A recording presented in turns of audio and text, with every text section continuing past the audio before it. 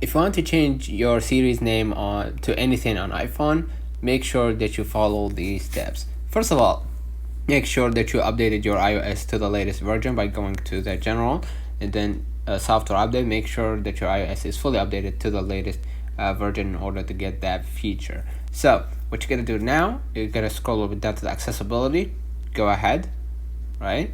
Scroll a little bit down right here until you find the vocal shortcuts. Click on it and gonna set up our new vocal shortcut. So go ahead and hit continue right here, and then basically what we're gonna do, we're gonna select the option from here. Let's say the Siri option, right? I'm gonna select this one. Now what I'm gonna do, I'm gonna just name let's say hey